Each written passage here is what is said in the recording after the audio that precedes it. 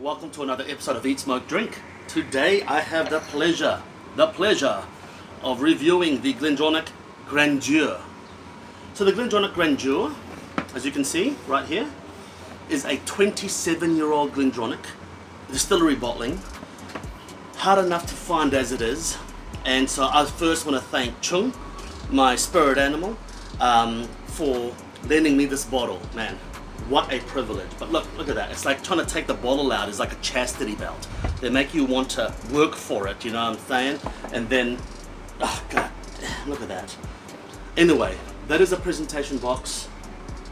There's a fancy card on the side, leather that is suede, although it's probably not real suede, but it feels like suede, velvet, let's say velvet. The box itself is probably 10 kilograms, so the cost of this, shipping this is, you know, must have been crazy, but man, the presentation box is just absolutely phenomenal. Absolutely phenomenal. Crazy. But anyway, I'm going to put it down for a bit because it's pretty massive and obstructs everything. And here we go. Here's the bottle. 2,293 bottles. It is 50.1%. It says exclusively matured and finished sherry casks. So let us give it a try. I am excited to try this, man. 27-year-old Glendronach, not easy to find. And this is just a little background I found. When you've got anything above the 25-year-old, or let's say 25 and above year old, when it comes to distillery bottling, it's a very different thing to independently bottled distillery, independently bottled bottlings. The reason why is because distillery bottlings go, you know what, this is going to be our best foot forward, this is going to be our best bottling, this is going to be something that people are going to talk about. It better be, because they charge a lot more than independent bottled whiskies. In this case, this is batch 10, so they've obviously done 10 of them before. 27-year-old, look at that color. But I'm going to take you through that color now. Color can be deceiving, but I'm telling you now, this is not going to be overly sherry, because that color is not stupid brown, right?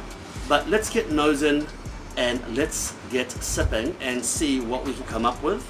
I'm excited to try it because these are very hard to come by. So let's get nosing. Oh wow, white sugar syrup hits you in the nose, followed immediately by a strong sherry influence, nutmeg, cinnamon, a little bit of aniseed, a little bit of cloves, Christmas cake, dried fruit, sultanas, just like a Christmas cake. Oh wow. Letting it breathe a bit. It is followed by dried chrysanthemum. I can smell the tannin, but not too heavy. I can smell a fungal, fusty note to it. Old books, old cloth, like a chest that hasn't been opened in a while. Oh wow. Dried fruit is what I'm getting. Just a bouquet of dried fruit. I'm trying to single them out. Dried plum, blackberry jam, the sharpness of raspberry. Oh wow. Absolutely phenomenal on the nose. Holy shit. Oh wow. The smell alone is arousing me.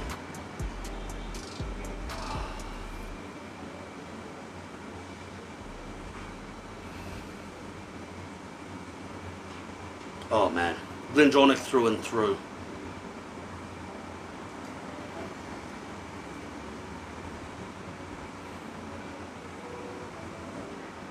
Brown sugar starting to come through. Black tea. Syrupy sweetness though, syrupy sweetness. But the oxidative nature is actually relatively low on the nose in a way.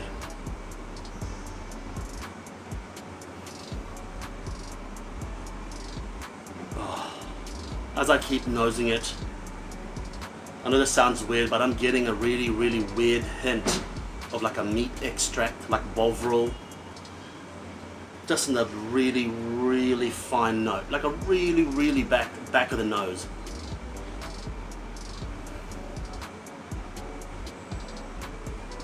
Jasmine flowers.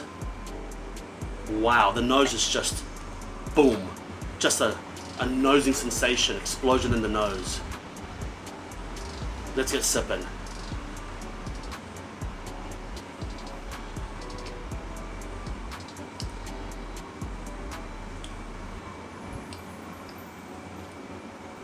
Wow.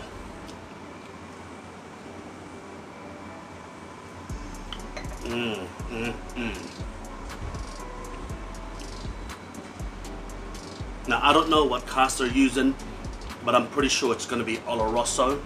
Doesn't really say, and I don't really care, but it's not super ridiculous heavy that it's going to be pure Pedro Jimenez. There might be an element of that in there, but the sherry influence is spectacularly perfect. It's spectacularly perfect. How, you ask? Well, it's not so oxidative and heavy that it's drying my mouth. It's got a little bit of dryness, but it's sweet, it's syrupy, it is absolutely trailing in palate. I'm guessing that the sherry casks they use for this one is not your bullshit seasoned sherry cask that most distilleries are starting to use now, of the newer bottlings. I'm guessing that the sherry cask they use for this is actual drinking, sipping sherry cask, not your crappy seasoned stuff that's really essentially vinegar. But I'm talking, you get yourself a good sherry bottle, where that came from, those barrels, this is what they put them in. That's what I'm guessing, because I'm getting such an influence of sherry, but not so heavy, just a subtle influence, yet so dominant at the same time, if that makes sense. I can't even describe that. Oh wow.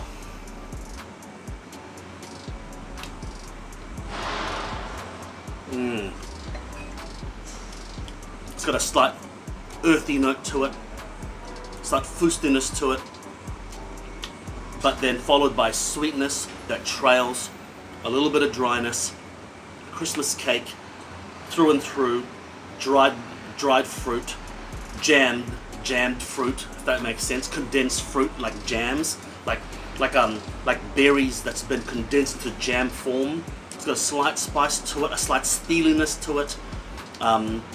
Surprisingly, the finish is long, but it's not super heavy. It's got a slight cleanliness to it, a steeliness, a slight clinical nature to it, which I always associate with Glendronach distillery bottlings. But absolutely amazing. I mean, this is, I would say, another perfectly crafted, perfectly blended distillery bottling, and I'm starting to really like distillery bottlings that are quite old, like quarter century type old, because they really don't pull any punches. They just make it the best they possibly can. They don't rush it.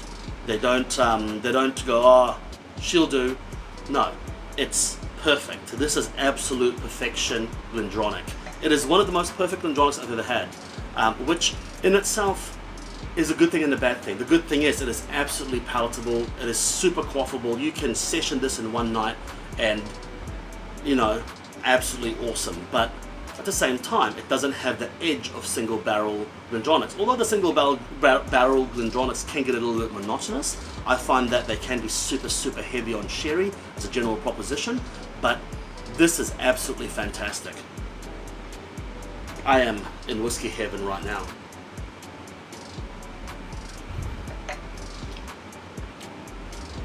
Oh wow, absolutely gorgeous. Absolutely gorgeous. Cigar pairings, the stronger the better. Dominican, natural, peppery, spicy. This will just be fitting like absolutely the best pairing you could possibly think of. But would I have a cigar with this? You know what, I probably won't. I probably wouldn't, actually. It's such a robust yet still nuanced whiskey that it's just a waste.